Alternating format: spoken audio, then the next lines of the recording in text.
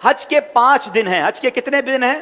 8 9 10 11 12 ذوالحجہ. 8 ذوالحجہ کو حاجی نے جانا ہوتا ہے مینا, اور وہاں ہم نے 5 نمازیں پڑھنی ہیں. 5 نمازیں پڑھنا وہاں سنت ہے, ظہر, عصر, مغرب, عشاء اور 9 کی فجر. ٹھیک ہے, this is the most crucial and most important day of حج.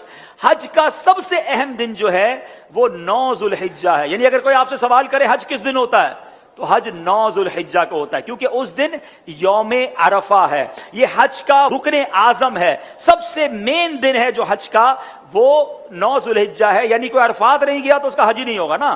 تو حج کا جو مین دن ہے وہ عرفات کا دن ہے. پورا دن عرفات میں گزارنا ہے. جب غروب آفتاب کا یقین ہو جائے کہ جناب مغرب کا وقت ہو گیا, غروب آفتاب ہو گیا, اب سارے حاجی آئیں گے مزدلفہ. ٹھیک ہے, اب جب آپ مزدلفہ پہنچیں گے تو مزدلفہ میں مغرب اور عشاء ملا کر پڑھنی ہے. عرفات میں مغرب نہیں پڑھیں گے. یہ بھی اللہ کی شان ہے کہ مغرب کا وقت بھی ہو جائے مگر مغرب نہیں پڑھنی ہے. مزدلفہ جانا ہے اور وہاں عشاء کے وقت میں, مغرب کے وقت میں نہیں, عشاء کے وقت میں مغرب اور عشاء ملا کر پڑھنی ہے. اور فجر بھی مزدلفہ میں پڑھیں گے. پوری رات ہماری کہاں گزرے گی؟ مزدلفہ میں. اب جو صبح آئے گی, کون سی صبح ہوگی؟ کون سی صبح ہوگی؟ 10 کی. 10 تاریخ کو کیا ہوتا ہے؟ کیا ہوتا ہے؟ ہاں, ساری دنیا بقرعید مناتی ہے مگر خدا کی قسم جو آج عید مناتا ہے نا, میلا کچیلا ہے, بال بکھرے ہوئے ہیں, مطلب نیند بھی نہیں ہوئی ہے, مگر خدا کی قسم وہ جو عید کا مزہ ہے, وہ جو تھکن کا مزہ ہے, وہ جو سرور ہے, وہ دنیا کی کسی اور چیز میں نہیں ہے. اللہ ہمیں ہر سال ایسی عید نصیب فرمائے. اب رات کو کنکریاں ڈھونڈ لینی ہے. اب 10 ذوالحجہ کو 3 کام کرنے, اس کی روٹین یاد کر لیں. 10 ذوالحجہ کا پہلا کام ہوگا شیطان کو کنکری مارنا. پہلا کام کیا ہے؟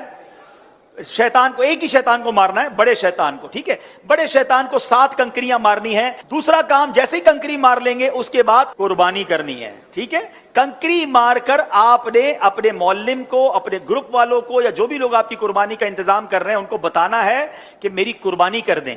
جیسے ہی آپ کو کنفرمیشن ہو جائے کہ آپ کی حج کی قربانی ہو گئی ہے, اس سے پہلے نہیں, کنفرمیشن ہو جائے, اس کے بعد آپ نے سر کے بال اتار دینے ہیں, یا قصر کرانا ہے یا حلق کروانا ہے. اسلامی بہنوں نے تو قصر ہی کرنا ہے.